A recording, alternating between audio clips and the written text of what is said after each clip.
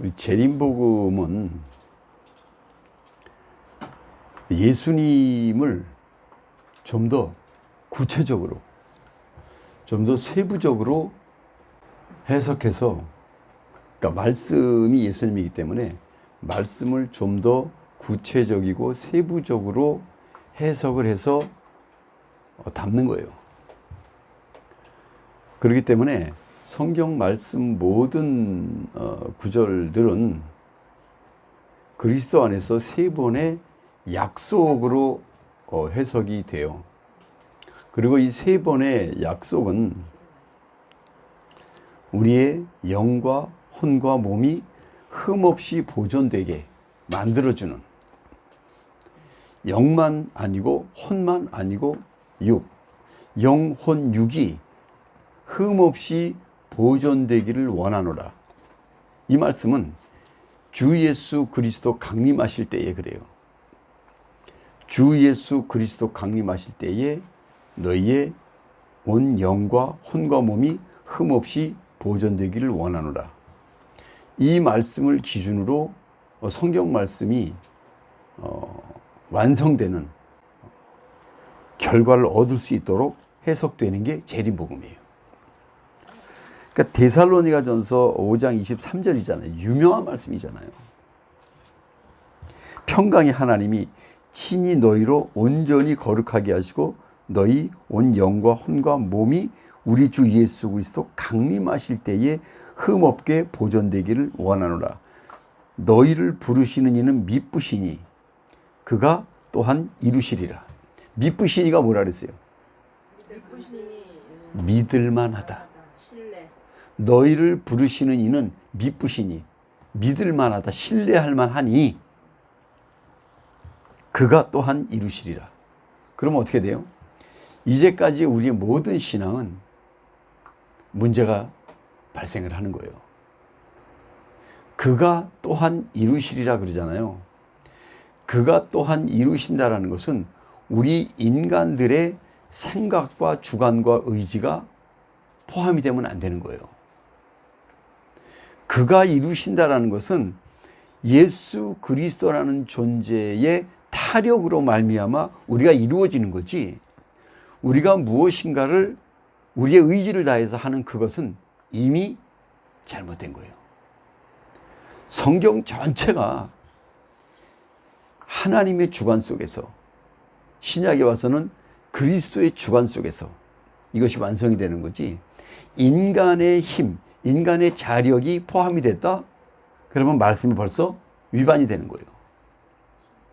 이렇게 이야기를 한다면 지금까지 모든 우리 그리스도의 신앙은 다 위반이에요. 예수님 이후로 인간의 노력이 없었던 신앙이 어디 있어요? 우리가 청교도 신앙만 봐도 정결하게, 정직하게, 윤리, 도덕, 양심, 이것에 의해서 살아야 된다는 거예요. 그럼 그것을 위해서 우리가 뭐예요? 그렇게 하기 위해서 애쓰고 노력해야 된다는 거예요. 이것이 자력이에요. 그럼 이 자력이 없잖아요? 그러면 신앙이 사실은 없어요. 자력이 없는 신앙은 사실 없어요.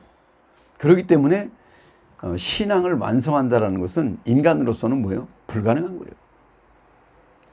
그리스도 이후에 2000년 세월이 흘러왔고 그 세월 안에서 인간의 노력이 없었던 시절이 없어요. 중세 시대에 얼마나 많은 핍박을 받으면서도 끝까지 죽음을 사수하면서 죽었잖아요. 그게 뭐냐면 신앙을 향한 나의 죽음이었었어요. 신앙을 향한 나의 고행이었고 고난이었는데 이것이 없이 신앙이 완성될 수 있느냐? 없단 말이에요. 그런데 여기는 뭐라 그러냐면 예수 그리스도께서 미쁘시니 그가 또한 이루시리라 그런단 말이에요. 그가 이루신다고 하는 말이 우리가 지금까지 기독교 신앙이 예수 그리스도를 믿기 때문에 열심을 내고 충성하고 봉사하고 헌신을 했던 거예요. 그러니까 마치 우리의 신앙은 예수 그리스도로 말미암아 그렇게 된 걸로 이야기가 될 수 있다라는 거죠. 그럼 지금까지의 신앙이 문제가 있냐? 문제가 없어요. 지금까지 신앙은 문제가 없어요. 근데 지금까지 신앙이 문제가 없는데 육체가 죽었던 거예요. 그러면 문제가 있어요. 문제가 없는데 문제가 있어요. 이것을 지금까지 우리 기독교 신앙이 문제가 없는데 문제가 있다? 이렇게 얘기할 수 없었죠. 지금까지는 당연히 예수를 믿고 살다가 육체가 죽으면 천국 간다라는 거예요. 그 신앙이 지배적이었기 때문에 이것의 문제를 이의를 제기할 만한 그런 내용이 없었어요. 제기할 만한 내용이 없었는데 신앙의 완성은 영혼 몸이 흠없이 보존되는 거예요. 그러면 이게 자, 주님 오실 때에 영혼 몸이 흠없이 보존되어야 되는데 주님 오실 때에 육체가 죽는다는 신앙을 가지고 있단 말이에요. 그럼 분명히 문제가 있는 거예요. 근데 아무리 문제를 생각해 보려고 해도 문제가 없어요.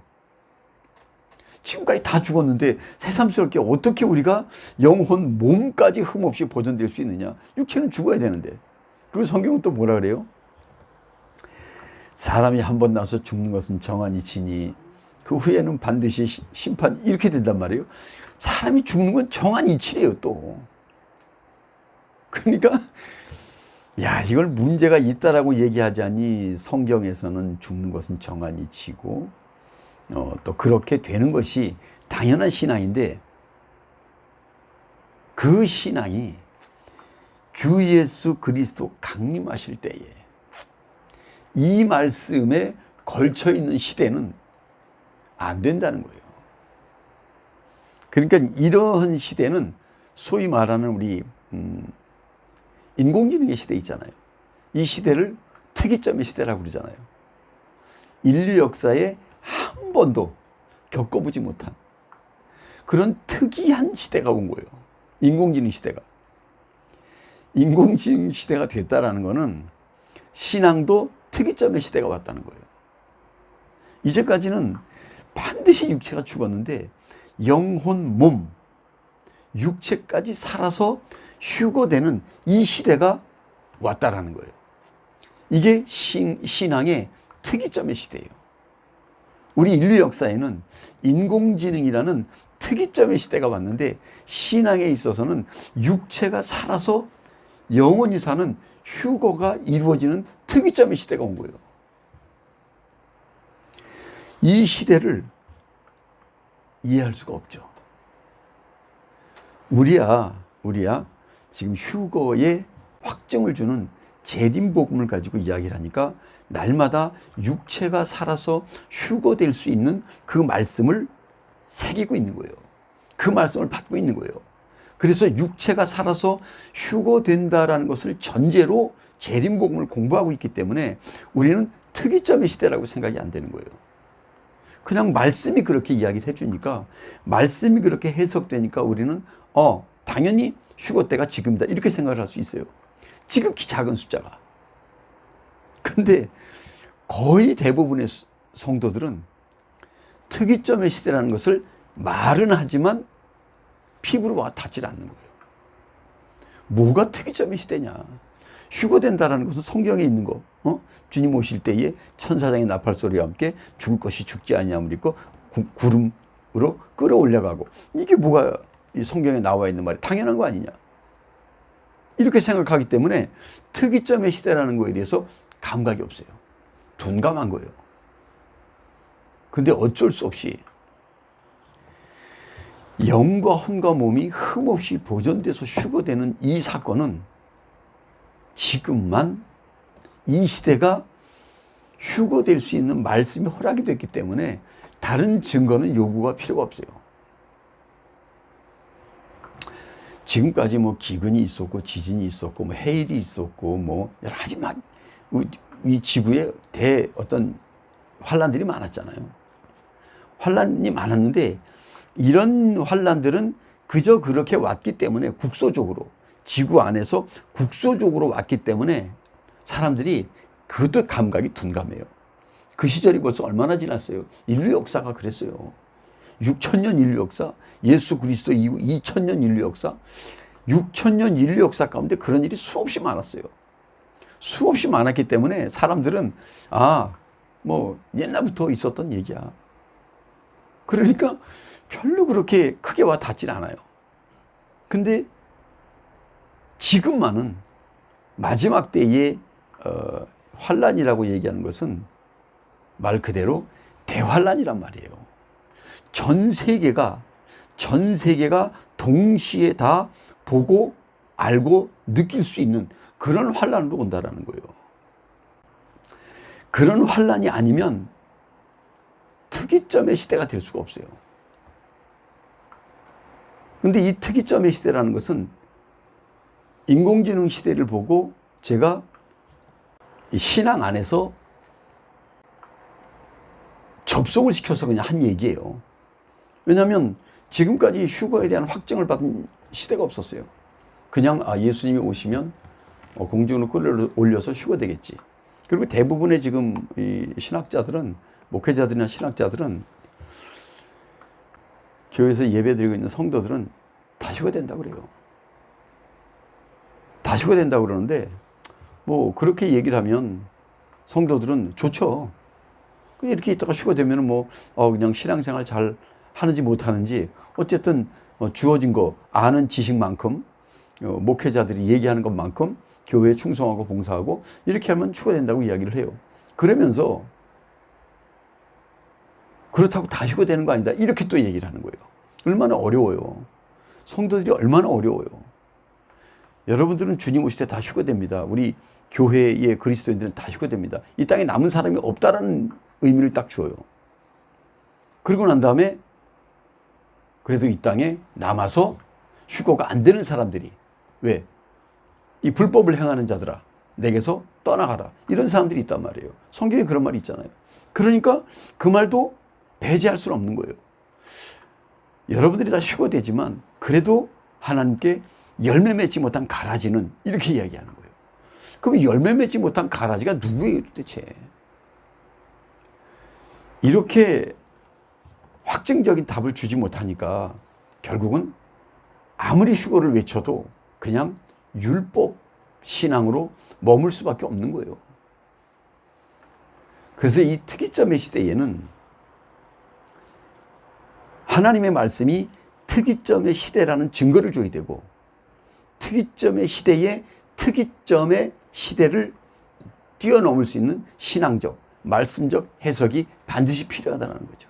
그래서 이 말씀은 다 예수 그리스도를 기초로, 예수님이 십자가에 돌아가신 것은 피를 흘렸잖아요. 이 피를 성경은 뭐라고 얘기하냐면 언약의 피라고 그래요. 언약의 피. 뭐가 언약의 피예요? 여러분들 상식적으로 생각을 해보세요. 뭐가 언약의 피예요? 뭐 구약 때 예수님 오실 걸 약속을 해가지고 이 땅에 예수님 오셔서 피 흘린 게 이게 언약의 피예요? 그러면 언약의 피, 초림 때에 십자가에 못 박혀서 흘리신 언약의 피가 끝나면 언약이 끝난 거예요? 이렇게 이야기가 되면 과거형이 된단 말이에요. 예수님이 십자가에 피 흘려 돌아가심으로 말미암아 우리는 구원을 얻었다. 그를 믿음으로 말미암아 우리는 구원을 얻었다. 이렇게 얘기하면 그리스도인들은 언약을 통해서 구원받은 걸로 끝이에요, 그냥. 왜 그 다음에 언약은 세부적으로 이야기를 안 해요? 사마리아와 땅끝까지 전파하기 위해서 성령을 보내주마 하신 그 언약이 그 안에 포함되어 있다는 것을 당연히 알아야죠. 그래서 지금까지 우리 대한민국이, 기독교가 이렇게 부흥을 했던 거예요. 마지막 때에. 그래서 대한민국이 세계 선교에 어떤 한 획을 긋은 거예요. 그래서 그 언약의 피라는 것은 성령을 보내주마 하신 그것이 언약의 피고, 그건 우리가 지금까지 알고 그렇게 느껴왔고 그렇게 지식적으로 우리가 가지고 왔던 건데, 마지막 언약의 피는 예수님이 다시 오신다고 그랬잖아요. 이 예수님이 다시 오신다고 말씀하신 이 언약을 우리는, 약속은 그냥 약속, 야 우리 어디서 만나자 그리고 약속만 하면 끝이에요? 만나야 될 거 아니에요. 만나자고 약속을 한 그 자체만으로 언약의 완성이라고 얘기할 수는 없죠. 언약의 완성은 만나자고 얘기했으면 만나야 되는 거예요. 그리고 몇 날 몇 시 너라는 존재와 나라는 존재가 만나야 되는 이 확증적인 결과를 줘야 된다고요. 근데 우리 그리스도인들은 지금 예수님 다시 오신다고 약속하셨잖아. 우리 사도신경에 있잖아요. 장사한 지 사흘 만에 죽은 자 가운데서 다시 살아나시며 하늘에 오르사 전능하신 하나님 우편에 앉아 계시다가 저리로서 산자와 죽은 자를 심판하러 오시리라. 그러니까 산자와 죽은 자를 심판하러 오신다라는 이 말씀이 사도신경에 있잖아요. 이거 모르는 사람이 어디 있어요? 산자와 죽은 자를 심판하러 오신다고 이야기를 했는데 산자와 죽은 자에 대한 답이 안 나오잖아요. 그러면 내가 산자인지 죽은 자인지를 몰라요. 산자와 죽은 자를 모르면. 그러니까 이 성경은 뭐예요? 그렇게만 이야기를 한다면 내가 산자인지 죽은 자인지 구별을 해주는 말씀으로 우리에게 와야 돼요. 언제? 영혼 몸이 흠없이 보존되기를 원하는 이 시대에 과연 내가 살아서 휴거되는 산자인가 아니면 휴거되지 못하고 이 땅에 남는 죽은 자인가, 이렇게 갈려줘야 돼요. 그렇다면 성경은 지금 이 시대에, 이 특이점의 시대에 있어서는 내가 휴거될 산자인가 아니면 휴거 안 되고 이 땅에 남아야 될 죽은 자인가, 이거에 대한 분명한 해석이 있어야 하나님의 말씀이 생명의 말씀이 되는 거예요. 그렇지 않으면 하나님의 말씀은 생명의 말씀이 아니에요. 마지막 휴거 때는 휴거될 수 있다라는 확증을 주는 말씀만 생명의 말씀이고, 거기에 확증을 주지 못하는 말씀은 사망의 말씀이 되는 거예요. 이것을 우리 기독교인들은 하나님 말씀 들어서 예수 믿으면 생명의 말씀으로 다 끝내고 안 믿으면 다 사망의, 그 사람들이 사망의 말씀이 어디 있어요? 믿지도 않는데 누가 책을 읽기나 해요? 성경책을. 사망의 말씀이 어디 있어요? 여기 성경에도 우리 지금 그 마태복음 우리 25장 보시면 여러분 아주 잘 하시는 말씀이잖아요. 그때 천국 마치 등을 들고 신랑을 맞으러 나간 10처녀와 같더니 그중 5은 미련하고 5은 슬기 있는지라, 미련한 사람들은 등을 가지되 기름을 가지지 아니하고 슬기 있는 자들은 그릇에 담아 기름을 담아 등과 함께 가져갔더니, 그러잖아요. 이거 슬기로운 5처녀, 미련한 5처녀 모르는 그리스도인들이 어디 있어요? 슬기로운 5처녀와 미련한 5처녀가 어떠한 휴거를 완성해 주는 말씀으로 우리에게 다가오느냐, 우리에게 교훈을 해주느냐, 이거예요. 그러면 안 믿는 사람을 미련한 5처녀고 믿는 사람을 슬기로운 5처녀로 논다 이거예요. 그럼 어떻게 돼요? 믿는 사람들은 다 슬기로운 5처녀예요. 틀려요? 맞죠. 그 신앙에서는 그게 맞는 거예요. 근데 첫 번째 약속이 뭐예요? 주 예수를 믿으라. 예수 믿으면 슬기로운 5처녀가 되는 건 틀림없는 사실이에요. 그 다음에 뭐예요? 성령을 받으라. 사마리아와 땅끝까지 하나님의 말씀을 전파하기 위한 사역을 감당하는 신앙은 다 슬기로운 5처녀가 되는 거예요. 그 다음에 마지막 약속이 있잖아요. 신랑을 맞으라. 재림복음을 영접한 신부들. 재림복음이 뭐예요? 신랑 예수님이고 다시 오시는 그리스도 예수란 얘기예요. 이 신랑 예수님 그리스도 예수로 오시는 재림복음이라는 말씀, 이 말씀을 믿는 자들마다 슬기로운 5처녀가 되는 거예요.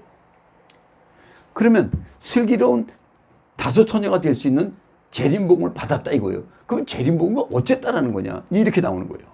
질문이 그렇게 나와요. 재림복음이라는 것은 나를 영과 혼과 육이 흠없이 보존되게 만들어주는 거라고 그랬잖아요. 그렇다면 그 말씀은 내 영과 혼과 몸을 기준으로 해석이 돼야 된다는 거예요. 슬기로운 5처녀는 영이에요. 미련한 5처녀는 혼이에요. 이렇게 나뉘는 거예요. 그러니까 재림복음을 영접을 했더니 내 영이 재림복음을 영접했더니 말씀의 빛이 들어와서 나는 슬기로운 5처녀로 유업을 얻었더라. 그냥 믿음으로 말미암아 예수 그리스도의 신부로, 휴거의 신부로 유업을 얻어버린 거예요. 근데 이 유업을 얻었다는 것을 어떻게 증명을 하냐? 기업으로 증명을 하는 거예요. 재림복음이 우리의 영성에 들어왔더니 그때부터 이 영성에 들어온 재림복음의 말씀이 빛이 돼서 이 빛의 말씀이 내 혼의 어둠을 비추더라. 그래서 지금까지 살아왔던, 지금까지 해왔던 나의 신앙에 이제부터 제동이 걸리기 시작하는 거예요. 지금까지 해왔던 신앙, 너 그거 이제 바꿔. 이렇게 되는 거예요. 이게 뭐예요? 이게 회개예요. 그러면 회개는 우리가 하는 거예요. 재림복음의 빛이 우리의 영성에 들어왔기 때문에 그 빛에 의해서 혼의 어둠을 드러내기 시작하는 거예요. 여기서 혼의 어둠이라는 것에 대한 정체가 뭐예요? 자아, 자력, 자기 의지, 자기 주관. 이거 다 혼의 요소란 말이에요. 이것들을 비추어서 날마다 이제까지 살아왔던 내 자력적인 모든 신앙이 불법의 신앙이었구나. 그걸 아는 거예요. 뭘로 인해서? 재림복음이라는 해의 영광의 말씀으로 인해서 그걸 알게 되는 거예요. 그리고 그걸 알게 되면서 내 혼으로 살아왔던 내 삶의 길, 여기서 돌이키는 거예요. 날마다 돌이키는 거예요. 아, 내가 지금 생각하는 거, 내 마음에 있는 모든 것들, 이것들이 다 이제 하나씩 하나씩 잡히기 시작하는 거예요. 이 잡히는 것이 내 속에서 일어나야 돼요. 그러니까 회개는 내 속에서 영과 혼의 관계로 일어나는 거예요. 내가 회개를 했기 때문에 뭘 어떻게 해야 된다? 이런 거 없어요. 내가 회개를 하면 내 혼의 자력, 자기 의지가 이제는 발견이 되는 거예요. 내 생각으로, 내 뜻대로 생각하고 내 뜻대로 살아왔던 내 삶이 이제는 그리스도라는 해의 영광의 말씀에 재림복음이 주체가 돼서 그리스도 예수이신 재림복음이 기초가 돼서 그 분에 의해서 살아가는 존재로 바뀌는 거예요. 해의 영광이라는 재림복음, 그리스도 예수, 신랑 예수님, 이분에 의해서 살아간다는 것은 나의 의지로 살아왔던 나를 완전하게 발견하기 시작하는 거예요. 그거예요. 그러니까 신앙은 죄를 짓지 않는 게 아니라 죄를 지을 수밖에 없었던 나를 발견하는 거예요.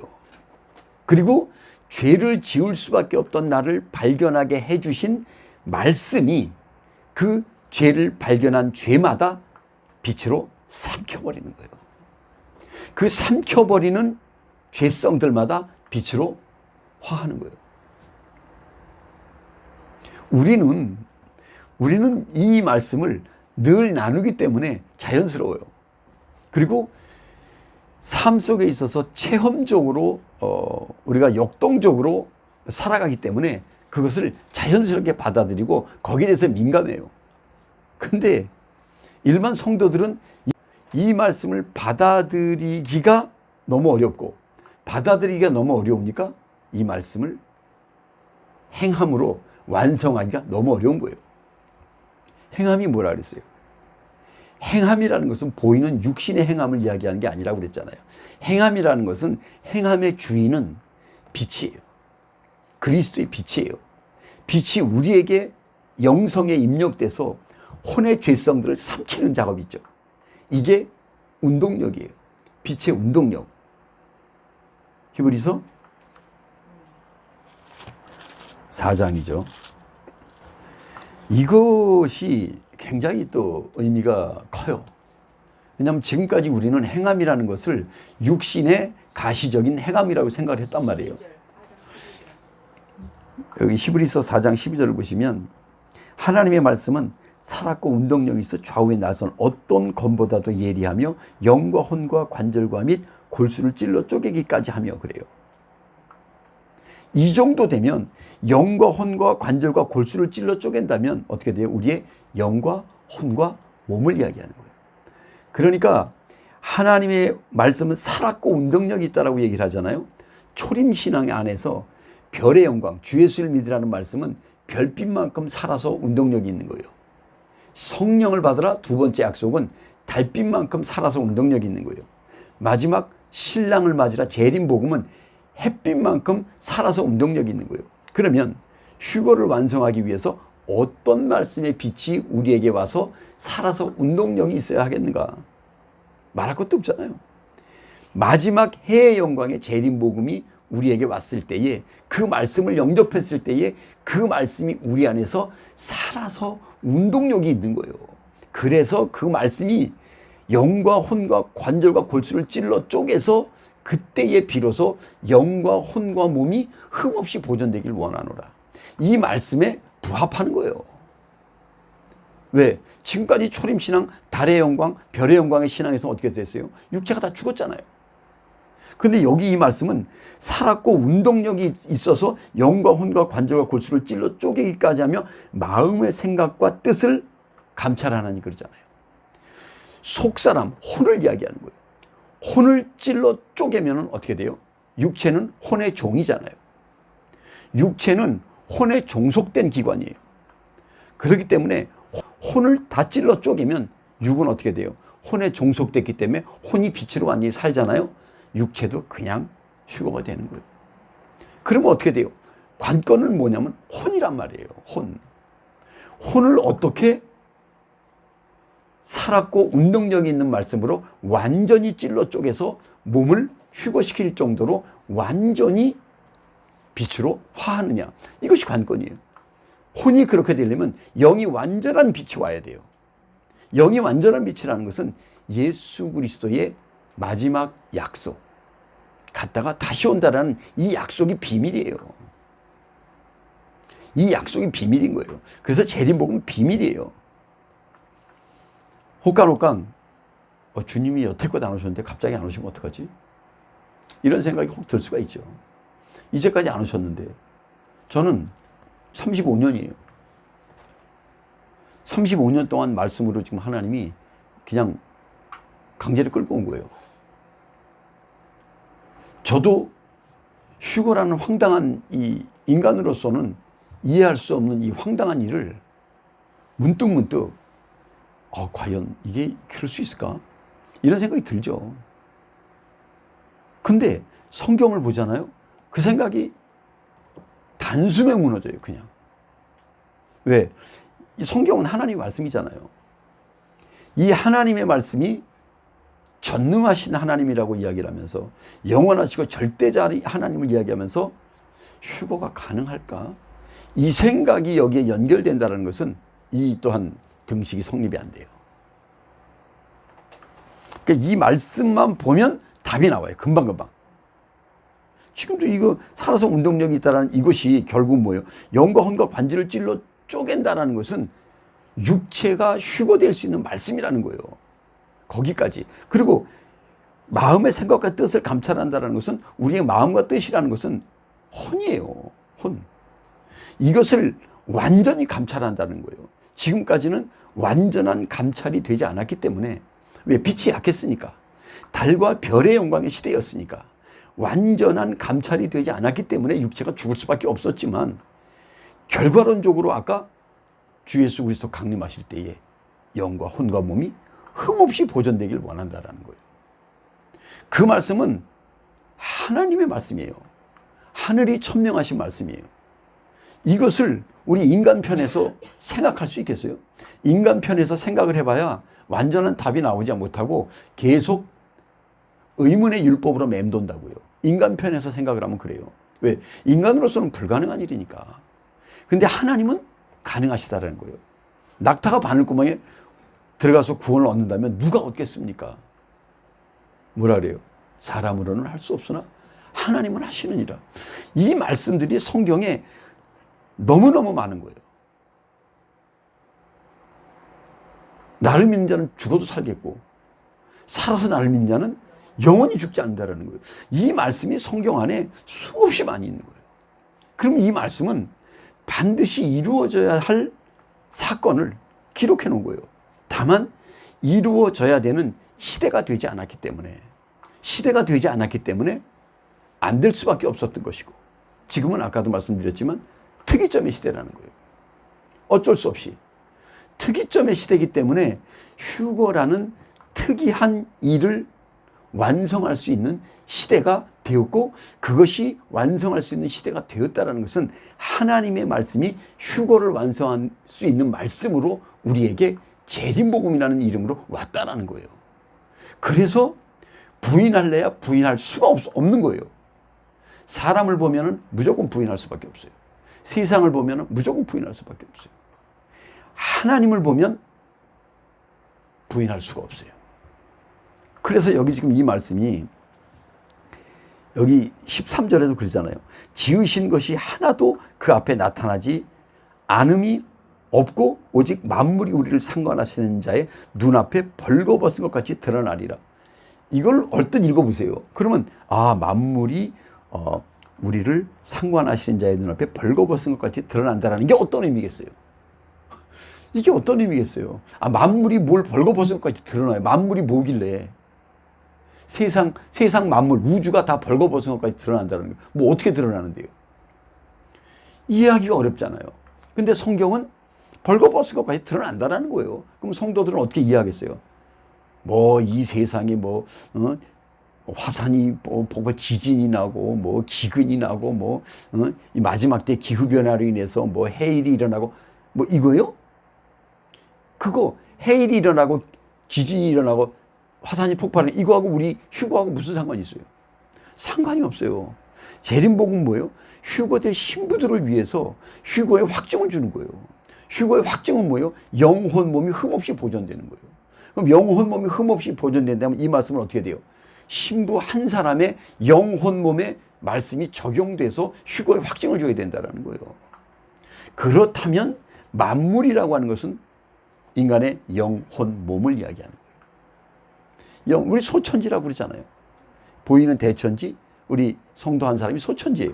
그러면 영혼 몸이 우리를 상관하시는 자의 눈앞에 벌거벗은 것 같이, 우리를 상관하시는 자가 누구예요? 예수 그리스도의 빛이에요. 빛. 벌거벗은 것까지 드러나는데, 벌거벗은 것까지 드러났다는 것이 우리가 원피스만 입으면 다리하고 머리만 드러날 수도 있고, 또 이 나시티 같은 거 입으면 더 많이, 팔 같은 게 더 많이 드러나고, 벌거벗은 것은 아무것도 안 입은 거잖아요. 여기서 벌거벗은 것 같이라고 얘기를 하면 무엇을 연상을 해야 되냐면, 처음에 하나님이 만들었던 사람, 아담, 아무것도 안 입었어요. 이것을 이야기하는 거예요. 벌거벗은 것 같이 드러난다는 것은. 근데 초림신앙은 달과 별의 영광이기 때문에 벌거벗었지만 별빛만큼만 벌거벗고 달빛만큼 벌거벗는 신앙이 된 거예요. 그럼 나머지 어둠은 뭐예요? 죄악의 옷이란 말이에요. 왜냐? 타락했거든. 아담 이후로는 무슨 갑옷을 입어요? 죄의 갑옷을 입은 거예요. 어둠의 갑옷을 입은 거예요. 이 어둠의 갑옷이 그리스도라는 빛에 의해서 빛의 옷으로 바꿔 입기 시작하는 거예요. 주 예수를 믿으라 별빛만큼 빛의 옷을 입었잖아요. 나머지는 어둠. 성령을 받으라 달빛만큼 입었고 나머지 어둠. 신랑을 맞으라 완전한 햇빛만큼 빛의 갑옷을 입는 거예요. 그러면 완전히 벌거벗은 거예요. 어둠의 갑옷을. 그래서 재림복음이 아니면 벌거벗은 것 같이라는 거에 완전을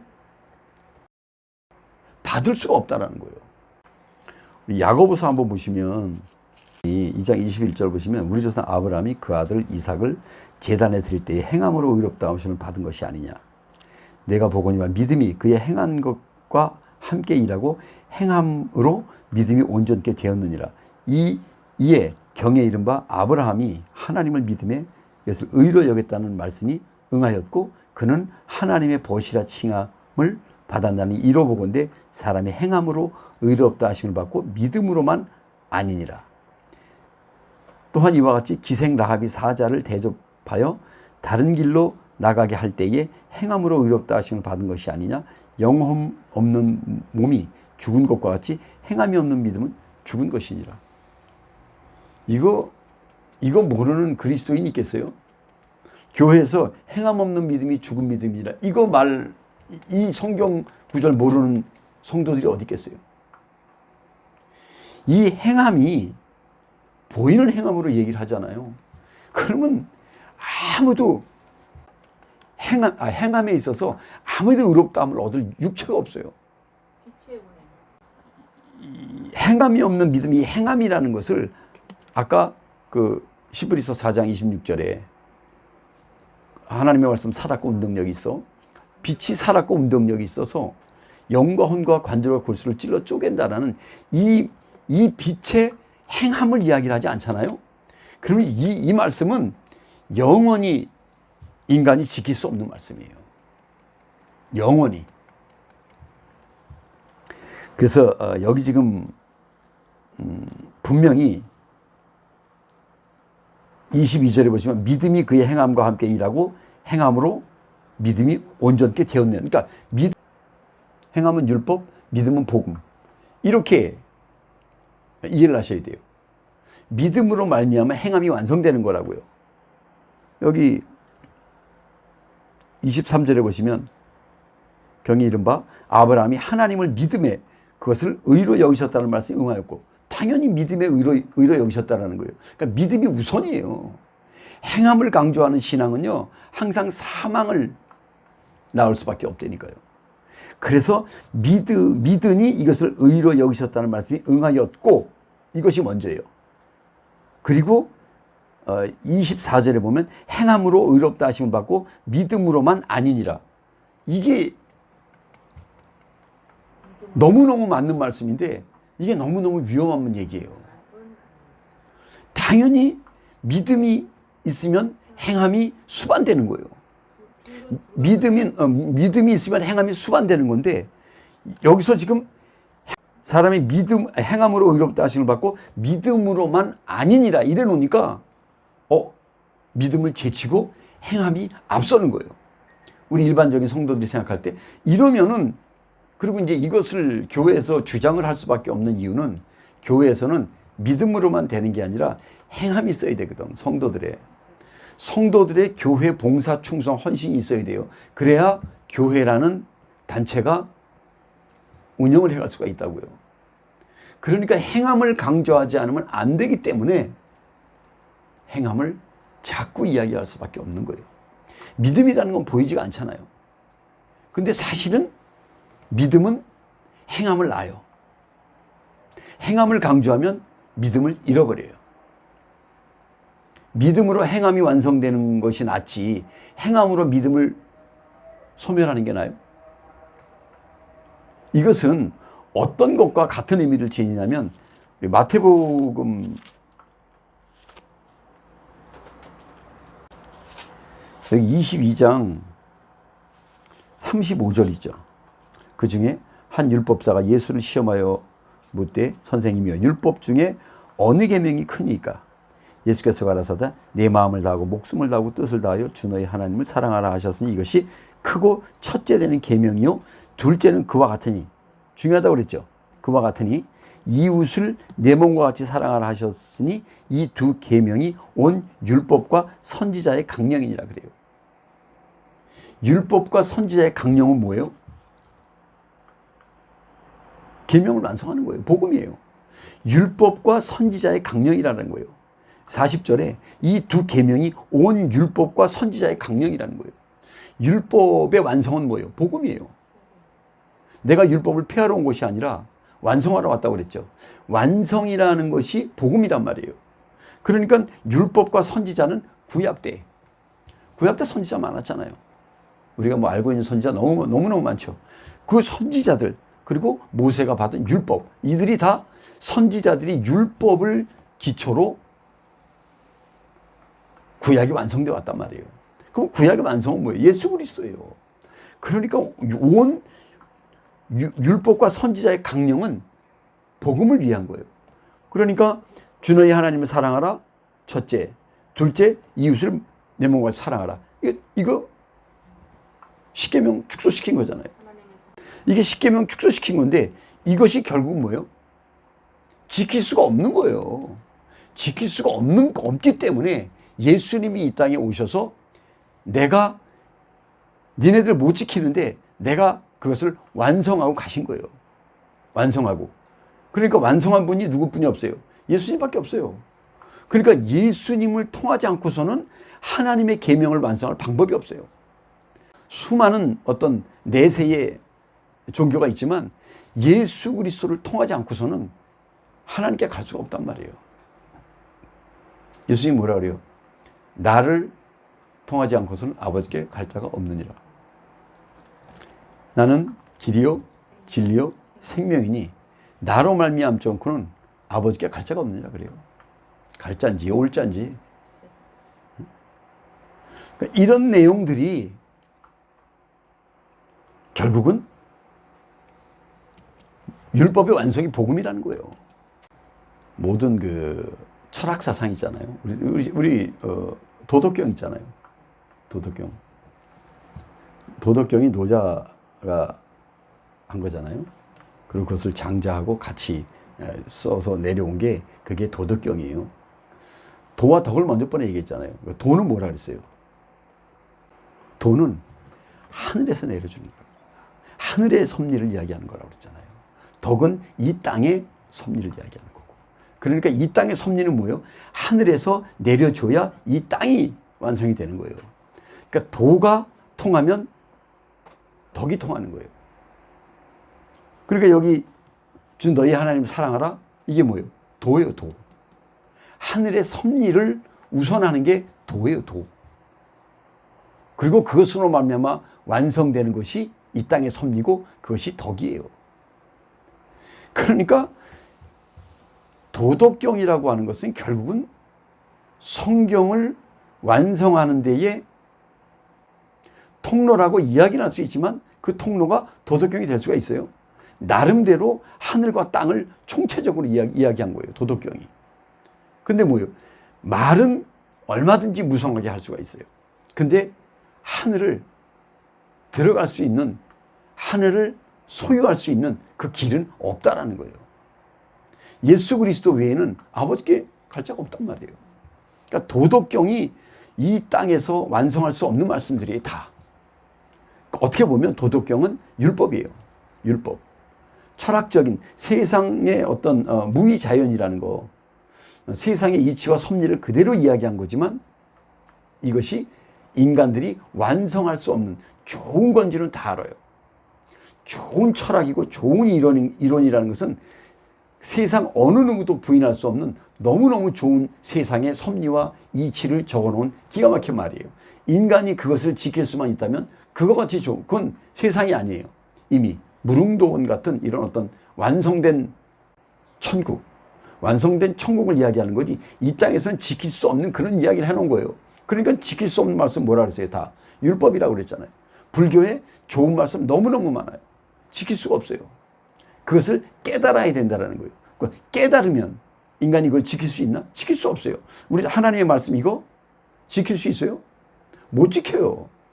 그러니까 이 세상에 그 어떤 것도 하나님의 말씀 전체, 뭐 도덕경, 뭐 불교의 어떤 그런 무아사상, 너무너무 좋은 것들이 다 추구하는 내용들이, 근데 하나도 인간이 완성할 수 없는 그런 내용들이라는 거예요. 성경도 마찬가지고. 근데 이 하나님의 말씀을 지킬 수 없는 말씀인데 예수 그리스도께서 완성해 놓고 가신 거예요.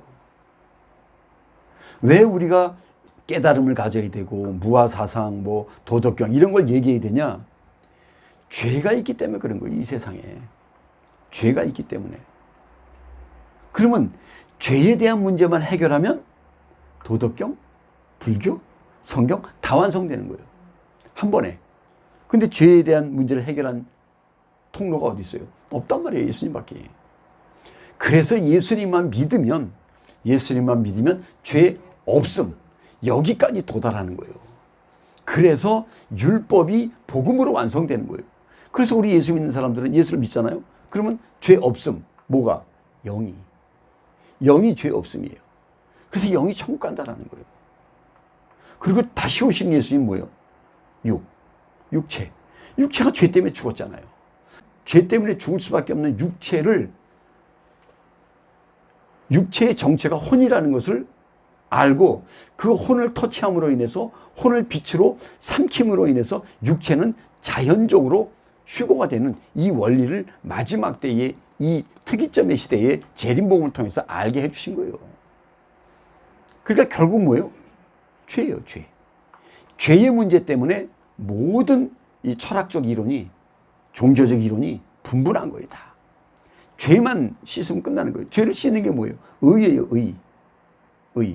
의의 완성은 마지막 때에 완전한 빛으로 오시는 신랑 예수님 재림복음밖에 없다라는 거예요. 그래서 지금 이 말씀을 휴거에 합당한 말씀이라고 지금 나누고 있는 거예요. 여러분들이 일반적으로 알고 있는 영과 혼과 몸의 관계 있잖아요. 영과 혼과 몸의. 그러니까 영과 혼과 몸의 관계는 어디서부터 시작이 되냐면 아담 때부터 시작이 돼야 돼요. 한번 보세요. 창세기. 그 2장.